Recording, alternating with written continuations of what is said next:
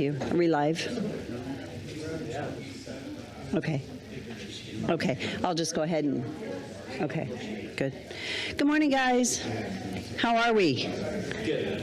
It's good to have everybody here this morning. So, let's see. So this morning is development services. So we have the opportunity to hear from a couple of different departments. And I have to say, with apologies, and John, I think you know this, a few of us need to leave at 8:45. And I am so sorry for that, which is very unfortunate, but we will be having to break a few minutes early. So as we all know, this is a workshop. This is not a city council meeting. And so we're just going to dig right in. And John, are you first on the agenda? I am thrilled to welcome John Nielsen. Come on up, the Director of Building and Code. Good morning. Good morning. Thank you. Thank you, Mayor. Good morning, council members, everybody else. Hope things are going good.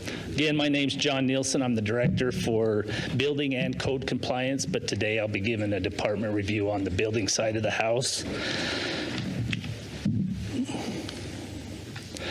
So I also have Jeff Miranda here. He's my chief building official, in case there's any questions that, historic or otherwise that happened within, the past 4 weeks would be historical for me. So bear with us here. I know you guys have seen this content slide 100 times, so I will get right into it. The Building Division's mission is to protect the health and safety and welfare of the public from hazardous conditions related to construction through education, enforcement, and the state of Idaho's adopted building codes. We all want to have safe buildings, want to have safe homes to build or raise our families in, schools, churches, places where we gather, and that's what we do through the enforcement of these codes. I look forward to working with my team to find new and innovative ways to continue to educate our customers and helping them with whatever projects they may have, whether it is a new home, a donut shop, or an appliance replacement. We will enforce life safety aspects of our adopted codes by using the right touch approach. And while not lessening that aspect, we also want to try and get our customers and citizens to a yes with their project, meaning we'll find alternate methods if we need to. So a quick overview. Our total permit revenue right now is about $4,600,000. Our construction valuation is $286 million. Our building permit issues are 1674. Our issued subcontractor permits, I messed up and put our projected numbers here. So these are projected numbers for the end of the fiscal year. But our current numbers are electrical, 1,917, plumbing, 1,903, mechanical, 1,527. And as you can see, our year-to-date inspections are 26,931, commercial plan review is 1,727, and our residential plan review at 2,860. So those are our current numbers. Our projections are, looking that we'll be about steady come the end of fiscal year. So when I get to my little financial report, you'll see we're not doing a whole bunch there either.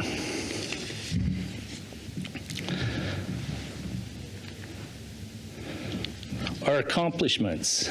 We implemented a new electronic plan review module. We added a user guide for online permit portal. We streamlined permit intake process to shorten overall plan review timeframes and all project types. We added detailed permit and inspection process guides to building safety website, and we're implementing new applications, permit application fields to help applicants and minimize confusion.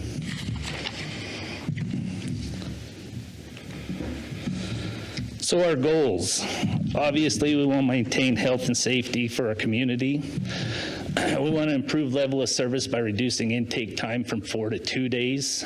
We want to reduce residential plan review times from 25 business days to 20 and commercial from 40 to 30 days. I intend to delve into these timelines a little more as I get going here with the process. I need to learn the process, look it over, but I want our turnaround times to be quick and feasible. while providing our customers thorough and complete plan reviews and saving them time and money out in the field. Provide more thorough inspections by reducing the number of inspections per FTE from 90 to 70.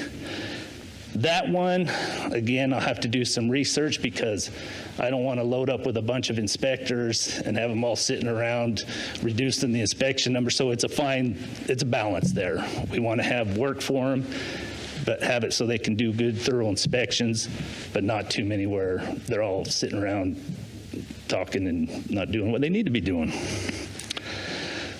Public permit protection through consistent enforcement.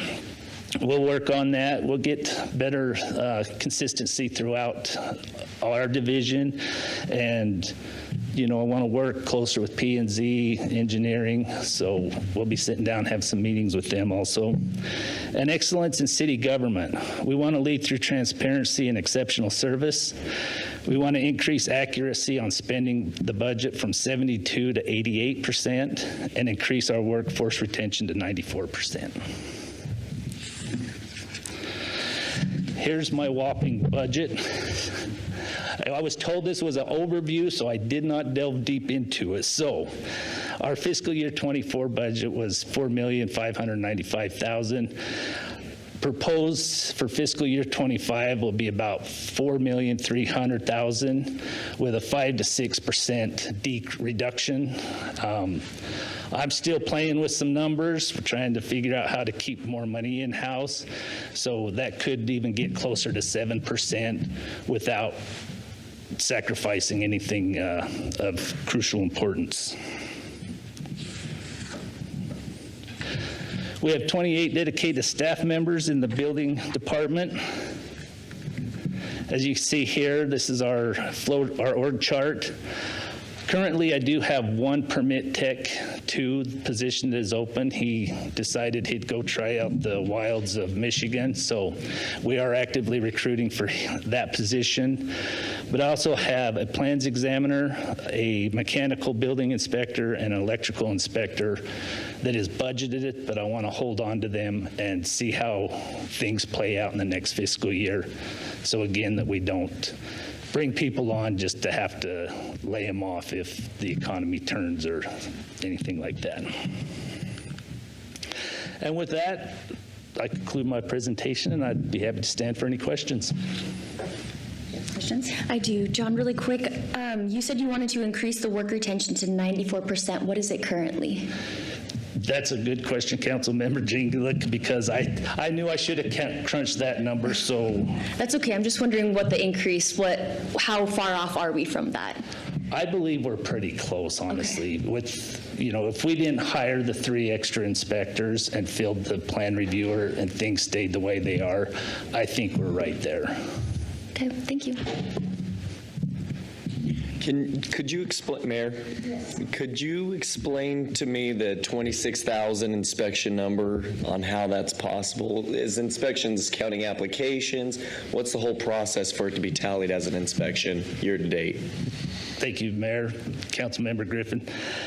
It's literally whenever somebody goes out and does an inspection. So you could have one permit, but there may be 6 inspections on it. Okay, so that makes sense. Total everything that way. Thank you. Any other questions? John, you know what, thank you. And I just want to say thank you. You've got some other team members here. And specifically, Jeff, I'm not sure who else is here. And I know that they really have worked also alongside trying to cut the budget. And I tell you what, great work. Thank you. Really, yes, thanks, Jeff. Yeah, great work. Thank you for just the overview. It's very difficult to present when you've been on the job. Did you say, is it 4 weeks now? This is my 4th week. Yeah, so good job. Thank you, yeah, and thank you to the rest of the team. You've got a good team, and there's a lot of work to be done, and here you go. One bite at a time, Mayor. Exactly. Well, if there are no further questions. Oh, the turnover. Thank you. I looked up your turnover data. For FY23, building department had 25.5% turnover. For the first half of FY24, you've only lost about 7%. Thank you. And that was because we did a significant change in that FY23 that she's referring to. So it was part of turning some things around. So it's all good, and it will be as we move forward. Yes. Thank you. Thank you. Thank you. Okay, so planning and zoning. Rodney. Good morning, Mayor and Council. In light of a recent public hearing, I thought I'd bring for breakfast concrete ice cream from Freddy's, but I thought maybe it's too soon. So hopefully you enjoy the cinnamon rolls. That was a special treat that Robin arranged for us. And I don't know if this has been announced, but Robin is pretty sick, so she is at home right now. She'll be joining us electronically. Okay, so planning and zoning.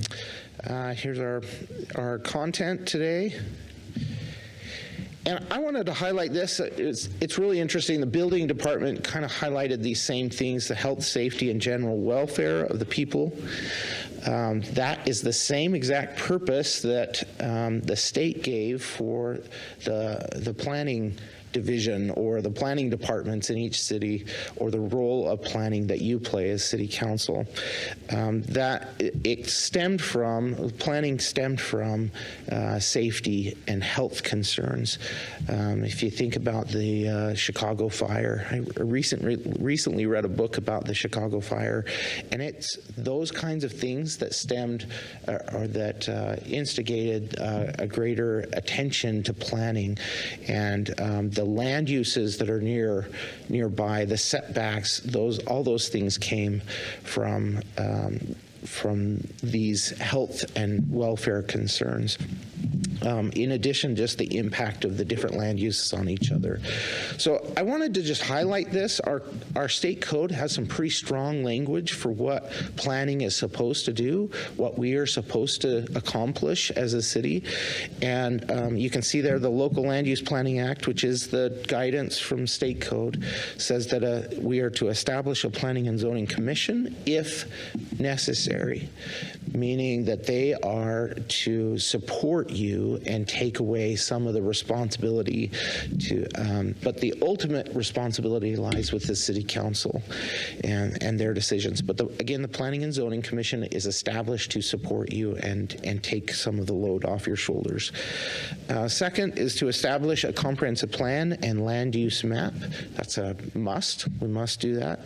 Third, follow required processes and minimum standards for planning entitlements and plans, including the public hearing and noticing. So they outline specific rules regarding the way we approve things and the way we hear the concerns from citizens. And then to establish additional local laws to govern the entitlement and planning process. So we must do those things, and that's why I'm here, right, to accomplish those things. So for the City of Nampa Planning and Zoning Department, we have a vision and a mission. So the vision is the wise use of land through a transparent, consistent, thorough, lawful, and impartial planning and zoning entitlement process. And then the mission is to ensure growth and standards, establish a safe, vibrant, and economically sustainable community. Now, I highlighted some words in these two, in the vision and the mission, and these are our core values. This is what makes us tick, right? As a planning department, we are all about these words: transparency, consistent, thorough, lawful. I mean, this is what drives us. So sometimes, we recently had a leadership training class where we talked about differences in personality. This is kind of a planning personality, right? This is what, if you're talking to us and you say, well, let's be flexible. Okay, that's great, but remember that we come from these core values that really drive who we are, in order to be lawful, impartial, and consistent. Those are the things that drive us. So this is our team. The only person not listed here is Doug, or shown on the picture is Doug Critchfield, but the rest of us are here. It's a pretty small team. We did this a couple of years ago where we looked at the team size and found that we were tied with Caldwell for the least number of employees for a planning department in the state. So, per capita, I should say, per capita. Yeah. The organizational chart is listed here. We've divided our department into two main categories, and that's long-range planning and current projects. Current projects is what we do on a regular basis in front of you, but then you've got the comprehensive plan and the specific area plans, the corridor studies, those kinds of things happen in the long-range side of the department. And then I have a dashed line, about 30% of Sean and Jackie's work in building. They're housed in building, but 30% of their time is dedicated to us for planning related enforcement. And that has been a major improvement for us. I mean, just significant. We have really struggled to enforce planning related code because it's just so different than your typical weeds and trash and that kind of thing. And so having these two dedicated to it and understanding it because they attend a weekly meeting with us, that has been amazing. It really has improved our community, I think, in a big way. Okay, so FY24 goals and accomplishments. These were the goals that we submitted in the last budget book. I'm not going to go over them, but I want to show you what was accomplished. Green is accomplished, red is not. So these were all accomplished except for the one, which is to ensure a maximum of 50% of applicants use the CSS portal for application submittal, and our number was 49%. As you'll see in a minute, fence permits is one of our most common applications. And people come in and they just don't know how to use the system, so we take those over the counter, and that's why we're not reaching that goal of 50%. But we're really close. And then I'll highlight some of the other things in here as we move forward, but I thought that was a good indication of what we're doing. Okay, so this is a graph of all our applications and the number of applications we processed from October to May so far in fiscal year 24. And then on the left, in the black box there, you can see 352 applications. We're not done for the year, but 77 public hearings, and all that goes into that, staff reports, processing of applications, noticing in the paper, the actual public hearing and presentations. It's a pretty heavy load to think about 77 public hearings. And then 627 building permits reviewed, and then 74 final inspections.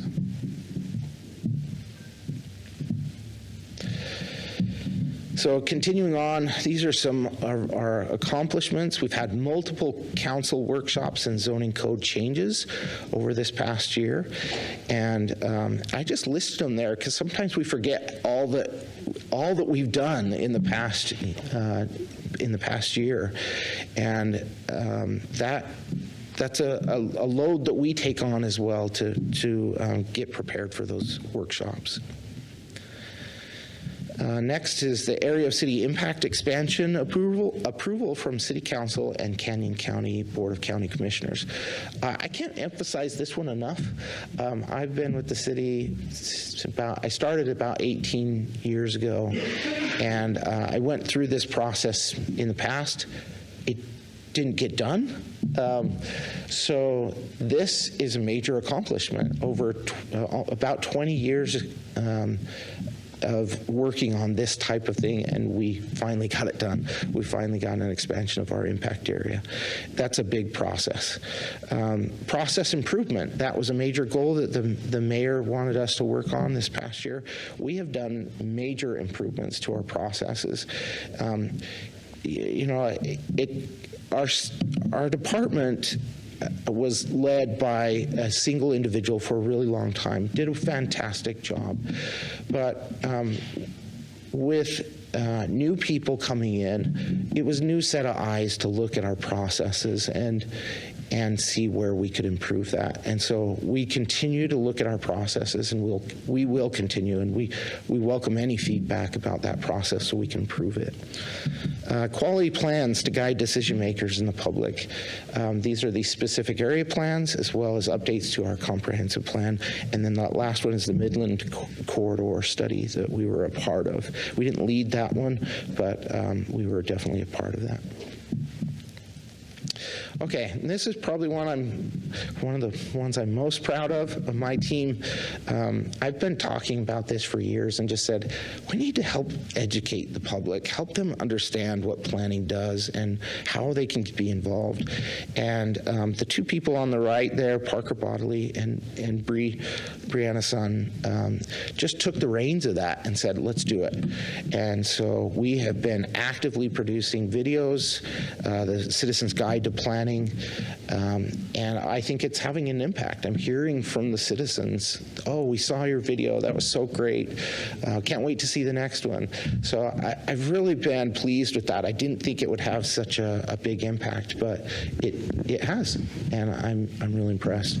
The other thing we do, I've participated in the Idaho Association of Cities, their training program. They do videos about planning and to help new commissioners, city council members, new planning and zoning employees to understand the planning process. And so I was part of that and participated in a video and some material that we produced for that. And then the last one is the one on the far left is the Planning and Zoning Development annual report. That was our first really comprehensive view of what we've done and where we're going. And so you got that, I think, in January or February, and we'll continue to improve on that as we move forward. We've got lots of ideas about what to include in that still. Hey, Rodney, can I just make a quick comment? And that is that on those videos, those were produced in-house. We didn't incur a cost for those. Amy produced all those, did the editing, and I think she recorded, edited, and produced all those. And so that it keeps her really busy, did a great job, but we didn't outsource and spend a bunch of money on this. It's something we did internally, which is amazing to be able to put out the quality of what you've got there. It's awesome. Yeah, totally agree. Amy's been fantastic. Yeah. We better be careful about letting folks know that Amy does such a good job. KTVB7 or somebody might pick her up. They've known for years. I just won't let them. Exceptional. Rodney, I just want to say on the videos really quick, I've actually shared your videos to constituents that have reached out in regard to planning or questions about a process or something, and they have been very helpful because the way that you speak to it is so much better than I can, but it's very informative and it has helped educate. So I've personally known and seen the effects of that. So thank you. And Dale. Rodney, at our last AIC meeting in Star, they had us build a city and had all the planning parameters and economic development and everything. It was quite a learning experience. Natalie's team actually won, so you might ask her for some help. But mine had a high-rise building that accomplished nothing, but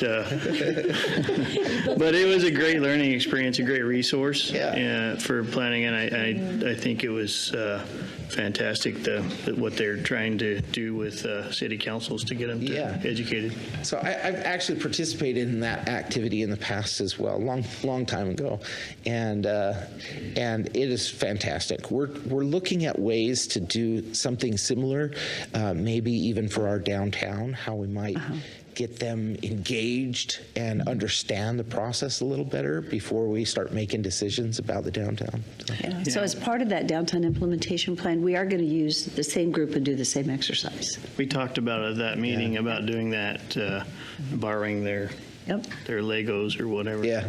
It's great. Yeah. And we plan to do even more. These are all the things that we're still working on. We've got some major things we're going to start, and some things we're still wrapping up. And we'll continue to do that. Southwest Nampa Specific Area Plan, we've got that workshop with the Board of County Commissioners coming up.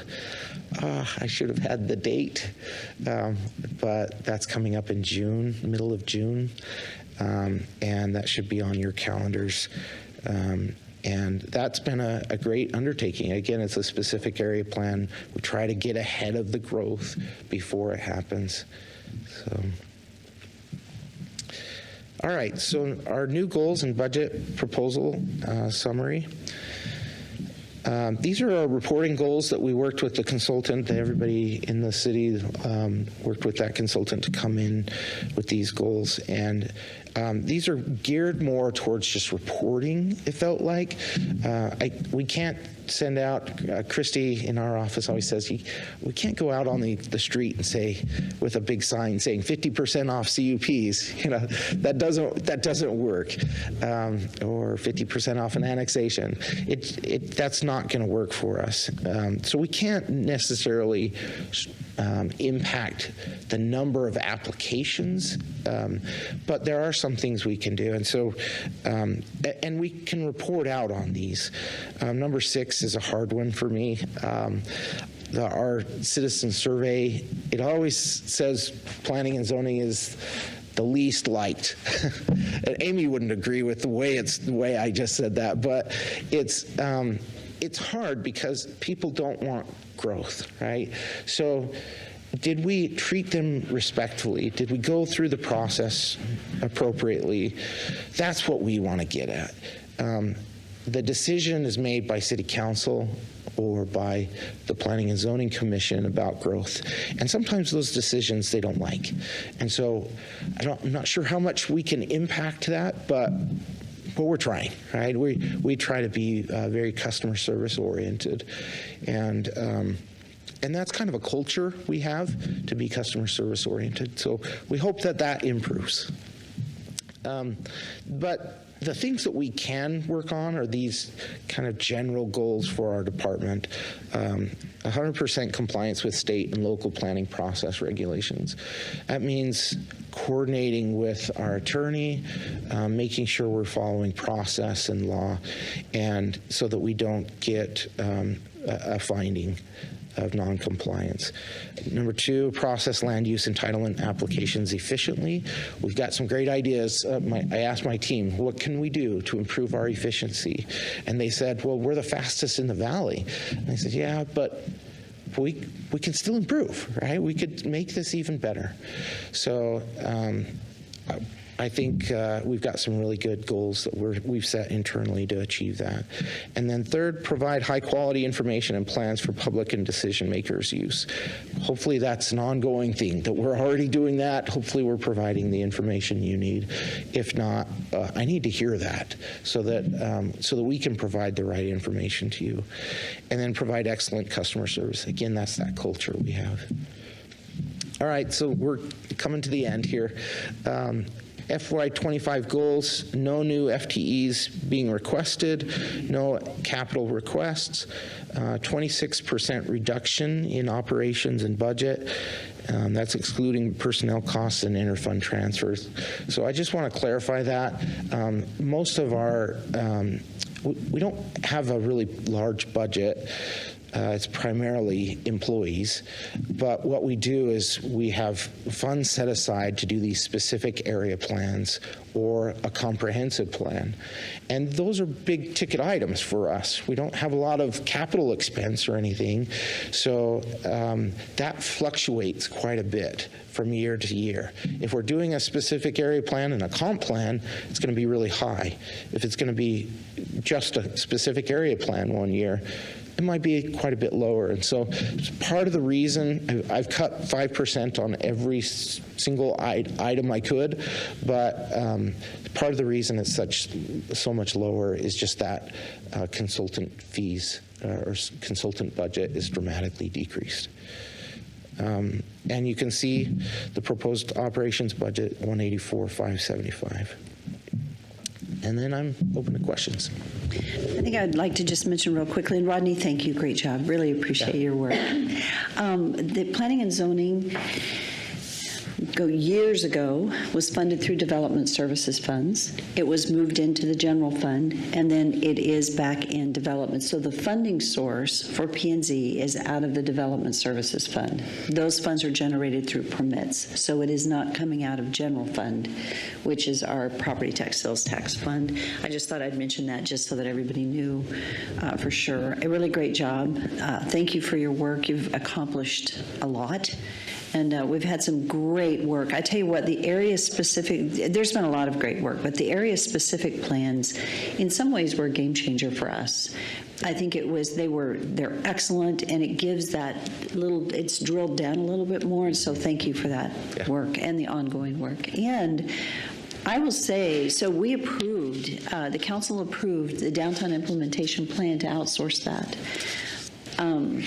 David Bills actually was at a meeting, and we had a discussion, and there was really some question. The RFP went out. The prices came in higher than what it was put out to, and we paused, and we decided not to outsource it and bring it internally. Rodney and his team, without a hiccup at all, just got together, figured it out, put together a timeline, and said, okay, sometimes you can't do things quickly because of workloads, and then having an employee out for a few months with having a baby. But we're going to get it done. It's going to be a little slower, but we're not going to outsource it. Some pieces of it are going to have to be outsourced. It'll be very specific pieces. I just want to commend you and your team for your response to that. It was challenging, but boy, you just dug in, and your team dug in and did such a great job in coming back and saying, yep, we're going to make this work. How do we get it done? So thank you. Well, thanks. Thank you. Yes.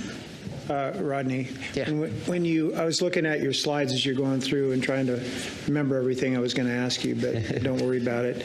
I only saw 37 applications, though, for design review. Is that what that slide was? Let's look back on it. How many of those were industrial versus commercial? That is a great question. I didn't drill down on that. How many were staff level versus commission level reviews as well? Right.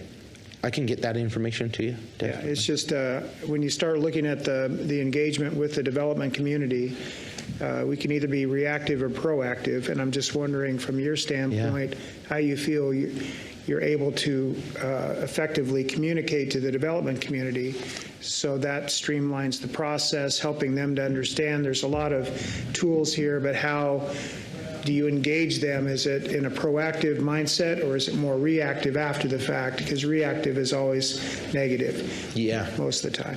Yeah. So the industrial ones, we have worked into code that those are staff level unless they need some kind of an exception.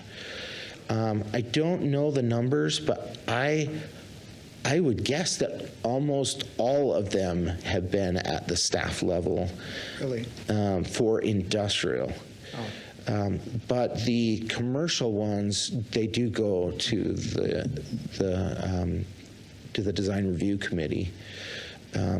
So I don't know those percentages, but I can certainly get those to you. And do you also see, as far as moving forward, at least in my conversations with certain individuals in the community, more of a master plan community approach as far as development of projects instead of the piecemeal approach, which means the bigger players are coming to the table, and how effectively are we communicating with them? And this might even be through this mayor's office as well, coordinating an effort with planning and zoning, with council, so that we move forward with something that's truly going to be a game changer in our community, as opposed to something that's just, again, more of the Band-Aid approach to infill property development. Yeah, great question.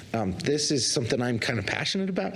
The comprehensive plan actually asks for the citizens to or for developers to go that direction with master plan communities. We have some really strong language in our comp plan about master plan communities. We also have language in our code for master plan communities. We have now received our second master plan community application, and we just had that last night at 9:30 or whatever, we had our first major master plan community public hearing, and that'll come before you in the near future for your approval. So I think it's going that direction. We have really tried to emphasize that perspective whenever we have pre-app meetings. We're trying to emphasize the transition. We don't like to see high-density residential just be plopped in the middle of something that's not consistent with it. That's really hard for you to approve. It's hard for the public to understand and get behind. So really the main way that people or the developers have to create density and preserve ag land in doing so is to do these master plan communities and plan it out from the very beginning so that everybody knows as they come into it saying, hey, we know it's going to be high density here, but they've transitioned away from that high density with landscaping and downsizing in the densities. So yeah, I completely agree with you. So that brings a lot of people to the table, not only just the city, but like the Nampa Development Corporation potentially being involved with utility extensions, and how all that plays out is important that we communicate proactively instead of reactively saying, okay, we can't do that, so they go to Meridian or they go out of state. So. I'll give you just one more example of what we're doing there. On our specific area plans, we're going out and meeting with all of the property owners, and sometimes those property owners they've combined into one organization to develop an area of land. And so we're encouraging that during the specific area plan process as well, to say, really, this is a great opportunity. We had that exact scenario for the Southwest Nampa area. We said, hey, you've got 300 acres. This is a great opportunity for you to do a master plan community. And so hopefully over time we see more of those. I attended that meeting, and it was interesting to see how many people came out and found out that they weren't actually in that area. Yeah. Anyway, it was fun. Rodney, thank you so much. Yeah, Mayor. Appreciate it. Oh, yes. I've got questions. I apologize. Rodney, how much time do you feel that it's staff spends on sign creation, sign placement for projects or applications that come through that need public notice? So the signs we have made prior, and we just put in the little flyer. Okay. So I would say, placing them out on projects, we usually do that every Thursday morning. So a few hours, maybe 3 hours every Thursday morning. Printing, not a big deal, but maybe another hour a week on that. And the only reason I bring it up, I know Ada County, for example, they require their applicants to take it on themselves. And the only reason I bring this up is because we've had issues now in the past where individuals say, oh, I didn't know where it was placed. Oh my gosh, we didn't see the notice. And it places blame on us rather than an applicant, because it is us. It's us doing it. Mm-hmm. So I don't know if that's something that has been considered in the past, but I look at it as time saving, cost saving, and really it shifts the responsibility onto the ones who should be responsible for their project and their application. So I don't know if it's been something that's considered, but the conversation, if it hasn't been had, I think should be had, especially seeing success in another county doing so. Yeah. I don't have a strong opinion one way or the other. We have talked about it internally. One of the things we've said is, well, we can ensure that it's done at the right time. When other counties or other cities do it, they require a picture, but I don't know that they're actually going out there to see that it's done on the right timing, and that's critical for state code as well. So I don't know. I think it's just one of those things that if somebody cares a whole lot about a couple $1 million in their pocket, I think they're going to ensure that it's done the right way. And I just say this from personal experience, I know that I get those time stamped and out when they need to go out, because there's funds on the line, an application on the line, a delay on the line. So I think they would take that responsibly. But if it's not time consuming and not a hassle for the city, great. Let's just keep doing what we're doing. But I think there's also that aspect of, no, the developer had the responsibility to go out there and ensure it was placed in a good space. If it's not, here's their phone number. Yeah. I'm sure they'll be happy to move it. Yeah, very valid point. We could certainly look into it. Good points. Thank you. Second quick question. We'll have to be kind of quick because we need to get into the next one. Very quick. I know with a lot of sales of homes and areas in Nampa, specifically on Enclave, do we ever do any kind of reach out or explanation of the process if somebody wants to be annexed into the city rather than staying Enclave? And I know a lot of people aren't going to take that option, but potentially a new homeowner who's looking down the barrel of drilling a new well or having septic issues might be considering, hey, maybe I want to annex into the city and I don't know how. Do we ever mail, here's your steps if you consider being annexed to those enclave zones? Because it only helps us when we can fill in those holes, especially in a time where possibly that older generation that would have never is selling or moving or passing on. So short answer to that is no. Okay. We've never done anything like that. But we could. Could I, just a real quick comment though, if someone's septic system fails or they're having water issues, and then there is a requirement to annex in order to get city, it's required, and they have discussions on that all the time. The city has taken a position, no mandatory enclave annexations, so we haven't, in the time load, I haven't really encouraged them to be reaching out to people, because the one-offs, there are certain areas that are one-offs, there are other areas that it's a whole subdivision. And they have those discussions with those subdivisions, with the HOAs, and because I know recently you've had some with some subdivisions that have been looking, and it's a communication with the city. So in some ways it's a yes and a no. Yeah, Southwest District Health kind of pushes that. Whenever there's an issue with water or septic, they kind of force that. State code actually says that if you're within a certain distance, you have to connect to city services, and at that point they have to annex, and we go through the process. Okay. But we don't actively go and try to recruit. And very last point, not a question, so it's just a comment. I visited with a developer yesterday about what the vision is for the future in Nampa, and I want you to know he sung the praises of P&Z, and he couldn't.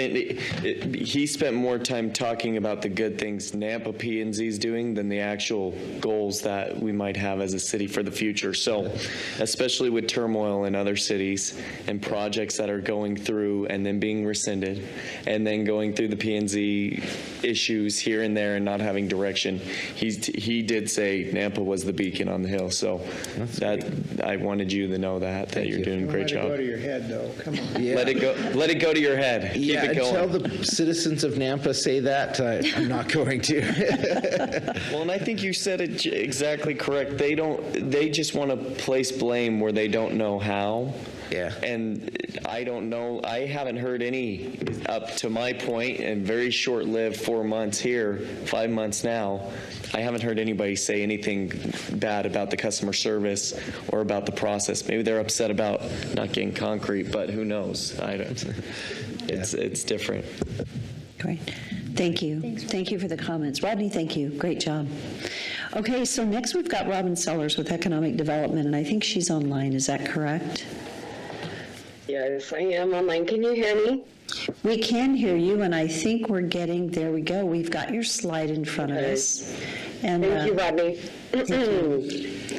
Thanks, Rodney, for helping me move the slides forward. And I apologize. I have the flu, and so my voice sounds terrible, but we'll get through this. So for economic and community development, this is our presentation. And then, Rodney, if you could move forward. We'll do the same thing as the other two with the mission and then our goals and accomplishments.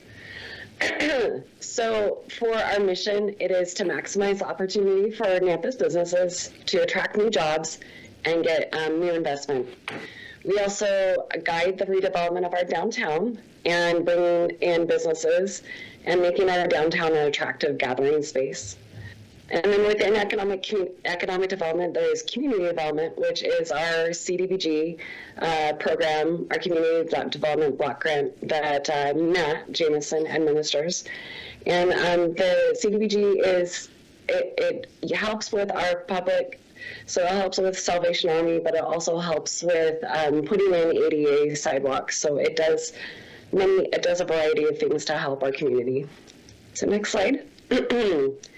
This is our team, and so we do, like Ronnie was saying, our team is small, and here we have myself, and then Matt Jameson, and Hannah Stark, and Amber Bothwell, Krista, and Catherine Keys. So here's our organizational structure right now, and I'll get to this a little bit later, but we've had some changes here recently, and so right now this is where we stand with our organizational chart. All right, so for our budget book in our goals, we were looking at completing business retention expansion visits, track the number of project requests from information response rate, and then our success of recruitment. And then we track the number of citizens utilizing our home loan repair program through CDBG. And then our excellence in city government goals, which are similar to what you guys have seen for other departments. And then next slide. So as Rodney did on his slides, I did on mine in green. That means that we met our goal. I do want to say that we did create a formal business retention expansion program where we ask them formally questions and then send them a survey of what needs they might have, what they're experiencing that are challenges, and then also things that they're looking at for expansion into the future. This is good for our little small businesses as well as our large users, like our industrial users. We track the number of project requests for information, and then we also track the success of recruitment. So in the last 9 months, we've had 12 requests for information that we've been asked for from either BVEP or the Department of Commerce. And we've had a lot of success in this last 9 months. Excite decided to put 3 of their subsidiaries into Nampa, and they're at the 484 site right across from Amazon. And that will be over 250 jobs with an average wage of $65,000.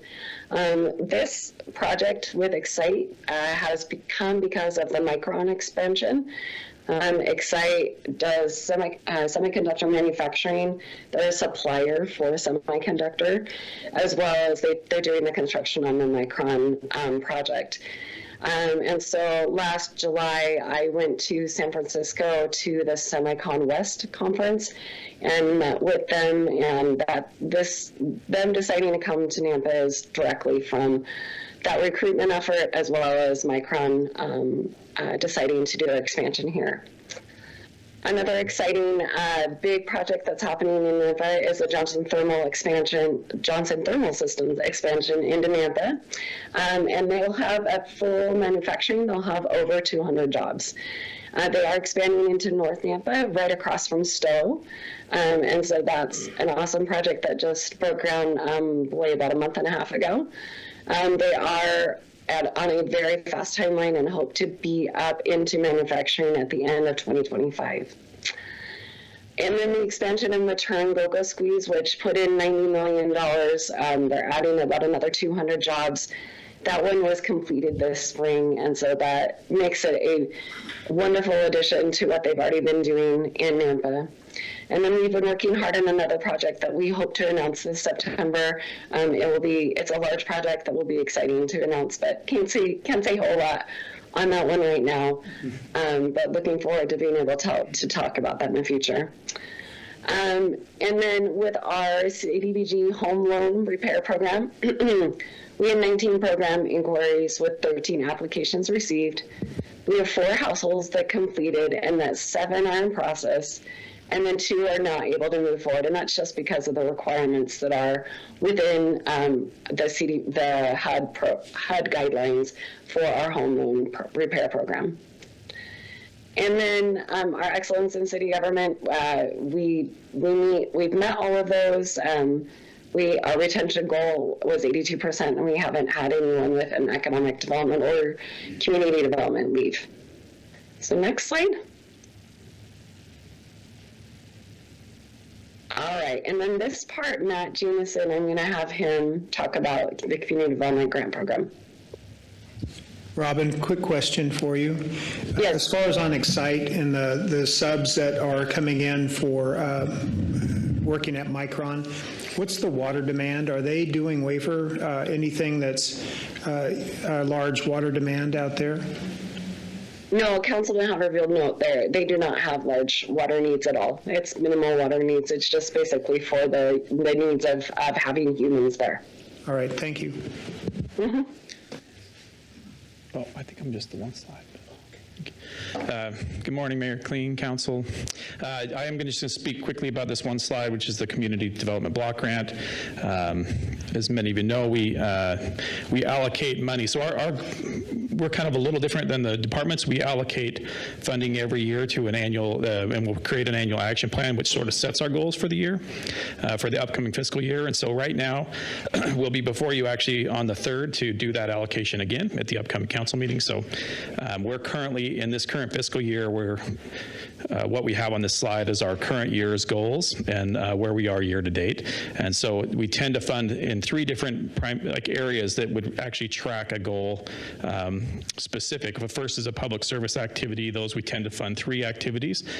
For this last fiscal year, current fiscal year, we funded senior services, homelessness assistance, and domestic violence victim assistance. And right now, with Meals on Wheels, I believe they have estimated they'll help 206 individuals. So far, they've reported 40. They have a report due soon, and I expect that number to increase significantly.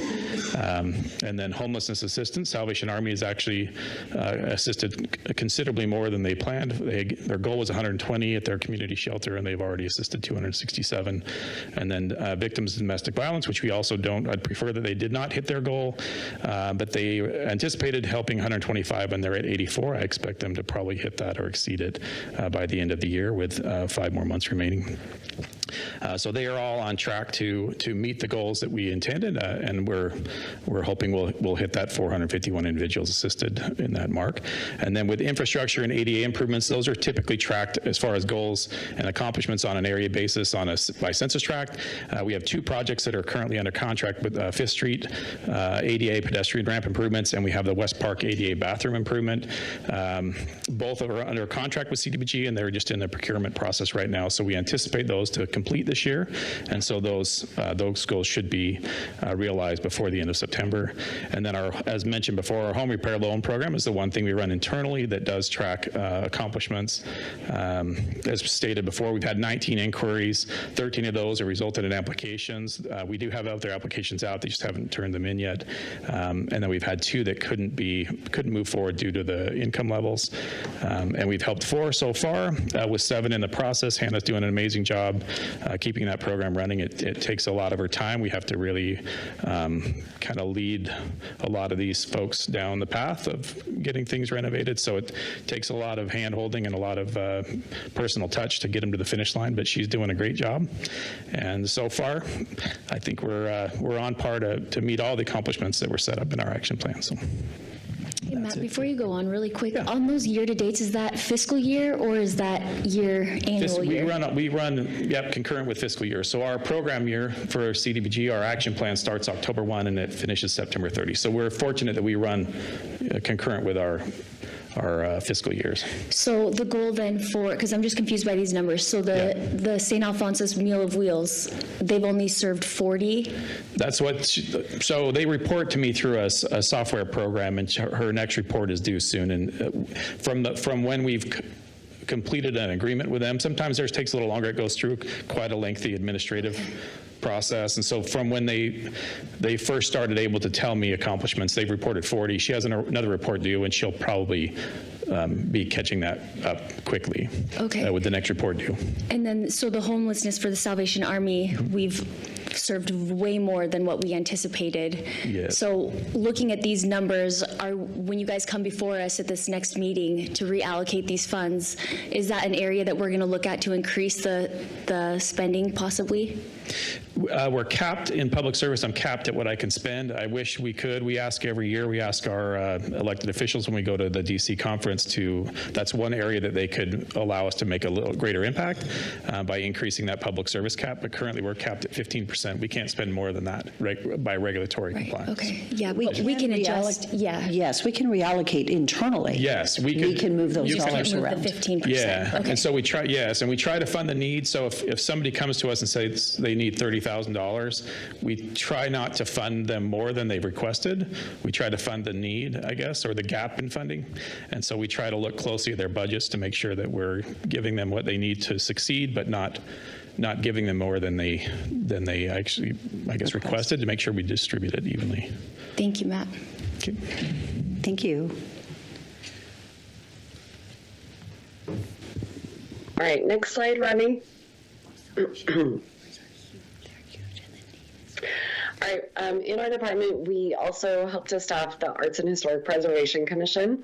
There was a plan done in 2020 for our Nampa Historic Preservation Plan, and it had two goals that we are working on, and wanted to bring that to your attention. That we work with our commission on. We've been doing a lot of work to be able to look at the process by which we bring forward public and private art and how that is approved through the commission as well as through the mayor's office. And so we've worked a lot on that. We also put in 3 new public art installations, the Dewey Palace Hotel mural that's on the back side of an old Nampa Flores building. And then we have the Nampa Square, or the Lloyd Square Nampa sculpture that I think most of you have seen. I think most of you were at the ribbon cutting that turned out beautiful. And then we have the Wall Street Alley murals that have come through the commission. And that was funded through the Nampa Development Corporation, but the commission does approve those as well as through the mayor's office. We are working on more code refinements for that, like I was referring to, for the public and private art that comes through, and having that go through an approval process. So next slide on that one. I also want to bring attention to the fact that our department does a lot of support for the downtown. We have helped to support the DNCA and the BID. Recently, we've taken on a lot more role in supporting both the DNCA and the BID. We had been using a downtown manager that we were contracting with through the DNCA. That contract with that person ended in the end of April. And so since then, our office has taken on much of the administrative duties of doing the DNCA and supporting the BID, doing their billing, and also helping them administratively get their organizations at a spot that they're able to function and meet the requirements of a nonprofit organization for both of them, for the DNCA and the BID. We support downtown businesses. We meet with them on a regular basis. We also are a large support of the downtown events, and that season has kicked off. We had our first Third Thursday, which was very successful, and then tonight is the Beer Fest that's happening downtown, and then we'll continue to have that Third Thursdays through the season, and there has been added more ticket events, so that we're getting some more revenue from the events that happen in downtown. For those of you that are newer on the council, I think that it's a really good picture to talk about some of the changes that have happened in downtown. We've had so much infrastructure and added to the downtown. I started with Nampa in 2018, and we did the expansion of the sidewalks. We've done so much more with our events and helping our businesses be successful in downtown. It's had quite a large change in the last 6 years. We also support the downtown with decor, with getting the flowers up, and then the furnishings, replacements of furnishing as that happens, and then the development of infrastructure as those projects move forward, and then the recruitment of businesses and the redevelopment in downtown.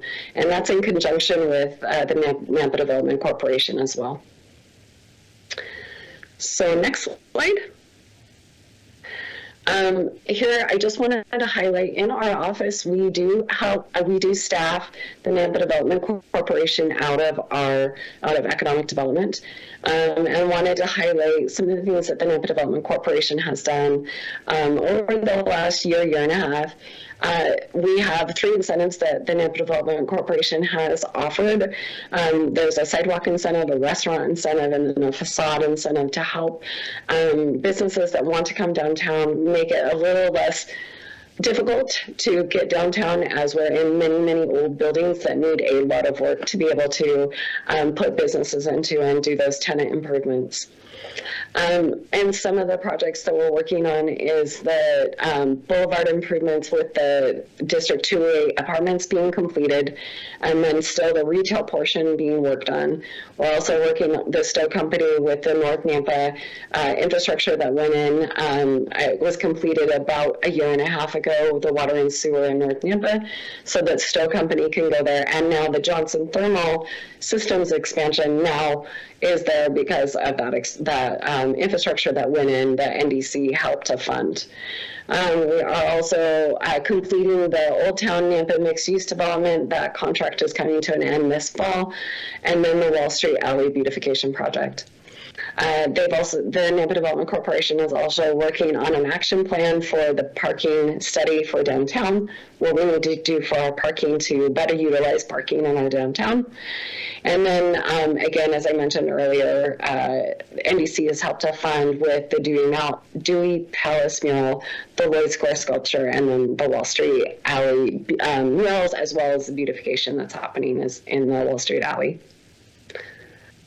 So next slide. All right. So these are our new goals with working with a consultant, with Daniel Silver, that we worked with him. And so it would just be working, helping to serve more people with the Wake Up Nampa, increasing our number of volunteer hours, with our community development block program that we would have for 400 individuals utilize our CDBG program, and then achieve a $2,600 level of funding increase in business sponsorships for community projects, so for like Wake Up and Brush Up, and then achieve our 80% retention rate as our goal for our employees. And much like Rodney, we will keep some department goals, and these are similar to the goals that we had in the budget book for last year. It is to keep doing our business retention expansion visits. Also, we'll continue to track our number of project requests for information and our response rate and our success rate for recruitment. And then we'll still track the number of citizens utilizing the home loan program. Next slide. So ours is a little bit on this side, and I know, Mayor, you're right there. We've had a lot of changes very recently with Cliff Long resigning, and we're working with the mayor to look at what we will look like organizationally, and our support, the funding support that will be needed to be able to get us where we need to go in the long term for our organizational structure for FY25. But the timing of it, I don't have full throttle, something that I can present at this time, but we'll be working on that over the next few weeks, and then maybe there'll be a point too, Mayor, that we can, when we get that finalized, we can have that presented to the council as well. Yes, it's a little bit soon to go over the new organizational structure, but I'm really excited about it. I think we're going to move in a very good direction, and Robin's had some great suggestions, so that will come forth to council, and So So with that, that's the end. I know that a few of you have to leave in about 6 or 7 minutes, but if there's any questions, I'm happy to answer any. Council, do you have any questions? Natalie? Robin, thank you for that. If somebody wants to partake in receiving any of those funds or any of the grant programs, how do they apply for that? What's the process, just for transparency for people maybe listening? Yeah, so the Nampa Development Corporation has applications online, and then they can reach out to our office, and then we can help them run through filling out the application. And we have guidelines. We have a one-pager on the webpage that shows, here's our 3 incentives, here's how you can apply. And there's a great tool through the website, and then also through our office. You can just call us or email us. Happy to help any way we can. Perfect. Thank you, Robin. Feel better. Yeah. Thank you. Any other questions? None? I guess we don't have any other questions right now. So, Robin, thank you for joining us. And thank you for not being in the office so you don't share your virus. We really appreciate that. Yep. Yeah, you did well. Thank you. Have a great day. And I think this concludes our workshop for this morning. For council, I think we have one more coming up after this, and then we may actually bring one more on. If you guys are up to one more Wednesday morning, and it isn't confirmed yet, but it wouldn't be a staff presentation. It'd be from the state on the tax commission and really understanding where we are with the various legislation that's coming forward, the impact on city budgets. I think it'll be really good information. So we'll to be continued on that one. So with that, I think we're done. Thank you. We can conclude, and here we go.